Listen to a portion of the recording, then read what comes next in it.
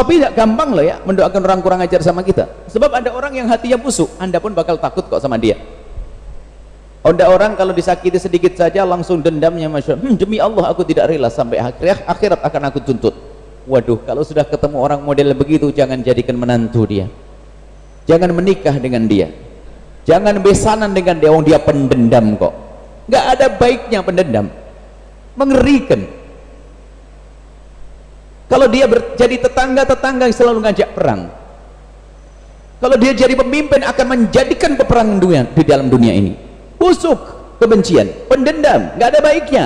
Maka jangan sekali-kali kita berani berkata, demi Allah aku tidak rela sampai di akhirat. Bukan karena Allah Maha Pengampun. Nabi Muhammad tidak melihat orang yang berbuat jahat kepada beliau kecuali berharap semoga Allah memberikan hidayah kepadanya. Tidak pernah didoakan semoga masuk neraka. Dan sekarang kita ini kok masya Allah dikit-dikit dendam, mendoakan busuk, buruk, masuk neraka. Sadari kalau ada di antara kita yang sering mengutuk, setiap kali kita marah lalu mendoakan, lalu berkata tidak ridho, Anda akan rugi. Kemudian lihat, ini adalah penenang agar kita mendoakan orang lain yang bermasalah dengan kita sekalipun mudah. Pahami bahwasanya setiap kali doa yang kita panjatkan untuk dia, maka Allah akan memberikan pertama kali untuk kita. Dan ini doa sangat mudah dikabul, melebihi daripada Anda pergi ke Mekah di depan multazam tapi hati nggak benar. Mau berdoa saja kok nunggu ke Mekah, nggak usah. Kalau kita mau doa aja, cari orang yang jahat sama kita, zalim sama kita, doakan, maka Allah akan mengabul untuk kita. Dan yakin, karena yang bersabda adalah baginda Nabi, yakini. Maka kami sampaikan sekali lagi, jangan sampai di malam ini kita tidak bisa mendoakan orang yang jahat sama kita. Kalau orang yang baik sama kita mulai semalam kita sudah mendoakan. Akan tapi orang yang jahil sama kita, sudahkah kita doakan? Kalau belum, malam ini Lailatul Qadar insyaallah, malam kemuliaan insyaallah, kita doakan saudara kita yang bermasalah dengan kita, yang memusuhi kita. Ini untuk menumbuhkan cinta yang luar biasa. Kemudian setelah itu lihat, kalau masih belum saja ini, hati ini kok masih berat mendoakan orang dengan doa kebaikan, berarti obat biusnya kurang kuat. Karena penyakit kita ini terlalu kebal nih, terlalu besar, terlalu busuk hati kita ini. Sudah dengar sabda Nabi seperti itu kok masih susah mendoakan? Tapi susah saya doain, tapi susah saya doain. Baik, sebetulnya kesusahan itu adalah jawaban bahwasanya itulah hatimu. Jadi kalau pengen hati kita baik atau tidak, cukup sederhana. Bagaimana urusanmu dengan umat Nabi Muhammad? Kalau dengan umat Nabi Muhammad kita tidak menghendaki kebaikan, itulah hati kita yang busuk. Tidak usah ngaku baik, biarpun semalam bisa 1000 rakaat kita tegakkan, biarpun puasanya tidak pernah putus, akan tapi ternyata hati kita tidak baik dengan umat Nabi Muhammad, maka ketahuilah itulah kebusukan hati. Biarpun jubahnya lebih gede, imamahnya lebih gede dari ini, biarpun katanya setiap sholat menangis, berdoa menangis, tapi ternyata kepada umat Nabi Muhammad tidak cinta. Apa yang akan dicari di balik itu semuanya? Tumbuhkan makna kecintaan dengan umat Nabi Muhammad sallallahu alaihi wasallam. Baik, sini lanjutannya, obat peredamnya agar kita ringan dalam mendoakan orang lain, agar kita memberikan kebaikan orang lain dengan mudah. Lihat, pandang ini adalah umat Nabi Muhammad sallallahu alaihi wasallam. Kalau kita mencintai umat Nabi Muhammad, Nabi Muhammad mencintai kita. Jangan menginginkan umat Nabi Muhammad melakukan kehinaan. Jangan menginginkan umat Nabi Muhammad terpuruk dalam neraka. Ini harus ada di dalam hati kita. Baik, kemudian bagaimana selanjutnya? Agar semakin ringan, doain kok susah banget nih. Makanya hatiku dendam, hatiku musuh. Ya, kalau dendam tuh gak enak, bener sakit. Seorang dendam benci itu sakit. Ngelihat rumahnya megah sakit, ngelihat mobilnya masih sakit, ngelihat kucingnya lewat depannya, kucing dia, lihat ayam, enaknya, benci. Memang ahli neraka, makanya mukanya kusut terus. Tapi ahli surga akan selalu indah. Dengan orang yang berbuat jahat, dia akan selalu berbuat baik. Peredam selanjutnya agar hati kita lega, yaitu sadari kalau ini umat Nabi Muhammad SAW. Dan ingat nanti di padang mahsyar, ingat di padang mahsyar, kita iman dengan adanya hari kiamat. Di padang mahsyar keadaan yang dahsyat, keadaan dahsyat di padang mahsyar. Berkumpul manusia di satu hamparan luas, orang berjalan dengan bermacam-macam sesuai dengan keadaannya waktu di dunia. panas matahari secengkal di atas kepala kita, haus tidak ada air minum di saat di tempat itu terus.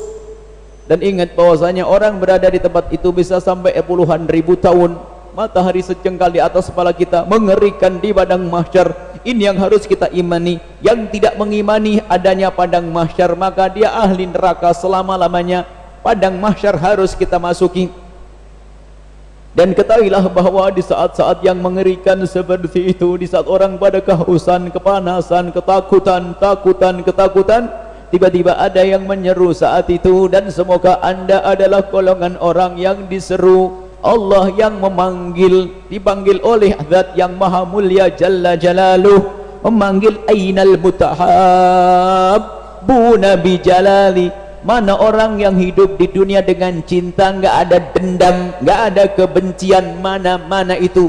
Ketahuilah bahwasanya semua yang hidup di dunia berusaha untuk menghilangkan kebencian, berusaha menumbuhkan kecintaan. Seketika itu mendengar seruan, lalu mereka spontan berkumpul. Dan setelah hamba-hamba itu berkumpul di tempat yang khusus, ternyata dalam perkumpulan itu Allah berikan perlindungan. Tidak ada lagi selain perlindungan dari Allah. Allah memberikan payung di saat tidak ada lagi payung dari Allah, sehingga matahari tidak lagi panas bagi mereka. Kemudian setelah itu dibawa oleh Nabi Muhammad SAW, diampirkan ke telaga. Di telaga itulah seorang yang meminum air telaga tersebut di padang mahsyar tidak akan haus selama-lamanya hingga masuk surga. Kemudian diperintahkan rombongan orang-orang ini yang saling mencintai ini, diperintahkan untuk meluncur ke surga bersama Nabi Muhammad. Padang mahsyar bagi yang lainnya puluhan ribu tahun, ternyata bagi orang yang di dunia ini hidupnya dengan cinta, melewati padang mahsyar dikatakan ma bainal zuhri wal asri, seperti antara waktu zuhur dengan asar, dia meluncur begitu cepatnya. Semoga ini golongan kita. Lalu mana orang yang tadi bakal menuntut di akhirat? Mana yang mau menuntut di akhirat? Karena dendamnya telah menguasainya, tidak bisa masuk rombongan ini. Maka setelah saya dengar kisah ini, saya berjanji saya tidak akan menyimpan dendam, biarpun berat. Namanya orang tidak boleh mengatakan diri yang bersih, aku sudah tidak punya dendam. Enggak, bukan itu. Kita berusaha untuk memaafkan seseorang, kita berusaha mendoakan seseorang. Kita manusia, selalu sesaat ada benci datang, ada dendam datang, kita perangi. Bukan kita tidak punya dendam, semuanya punya sifat itu, karena kita manusia. Kehebatan kita adalah kita perangi itu semuanya. Setelah saya dengar kisah itu, saya akan maafkan. Saya tidak mau nuntut deh. Kalau nuntut saya takut ketinggalan nanti. Saya tuntut nanti di akhirat semuanya pada meluncur ke surga, orang yang saling mencintai karena Allah. Saya bingung mencari siapa yang kurang ajar kepadaku. Ketinggalan. Maka detik itu juga saya memaafkan. Saya tidak akan menuntut kepada siapapun yang berbuat jahat kepada saya. Urusan pribadi saya, bukan jahat kepada agama ya. Kalau urusan agama diganggu, saya harus marah. Tapi urusan pribadi saya, uang saya diambil, saya dicaci, saya diolok, saya difitnah, saya dihina, saya jadikan itu adalah modal untuk meluncur di padang mahsyar nanti bersama Nabi Muhammad SAW. Pertanyaannya, masih mau ngedendam sama seseorang? Jawab. Yakin? Adik, kakak yang ngambil rezeki, ngambil waris kita, bisa dimaafkan, didoakan, harus bisa. Kalau tidak, apa artinya kita nanti tertinggal di padang mahsyar? Bahkan bukan saja orang yang telah berbuat salah, kita harus berani ikrar, yang mau berbuat salah kepadaku pun sudah tak maafkan deh, saya tidak mau menyimpan amarah dan dendam. Yang menfitnah saya, yang akan menfitnah, sudah aku maafkan. Wong dia umat Nabi Muhammad, saya tidak rela ada umat Nabi Muhammad masuk neraka. Sejahat apapun dia umat Nabi Muhammad, dia zalim kepada kita dengan kezaliman yang sangat. Dia umat Nabi Muhammad yang Nabi Muhammad setiap malam mendoakan dia agar masuk surga, kok kita diam-diam mendoakan masuk neraka? Na'udzubillah. Bahkan kadang saya pungkasi dengan guyonan, tapi serius juga. Gini loh ya, sudah semarah apapun kita dengan seseorang karena kejahatannya yang sangat, mungkin kita ngelihat wajahnya nggak bisa. Nabi pun pernah tidak bisa melihat Wahsy, tapi bukan karena dendam di dalam hati Nabi, akan tapi begitulah Nabi manusiawi. Maksudnya apa? Tidak bisa melihat Wahsy karena Wahsy yang telah membunuh Sayyidina Hamzah. Nabi tidak melihatnya, tapi Nabi tidak benci, tidak melihat saja. Dan kita pun juga mungkin seperti itu.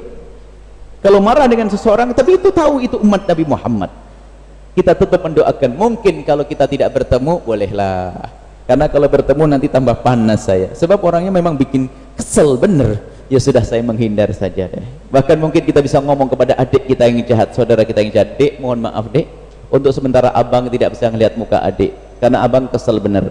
Cuman kalau abang butuh duit, nomor rekening saja kirim, nanti saya kirim duit. Saya tidak mau melihat kamu, kalau butuh kamu ngomong saja deh, karena saya masih marah denganmu, tapi saya tidak mau berkembang marah ini dengan benci yang mengakar di dalam hati.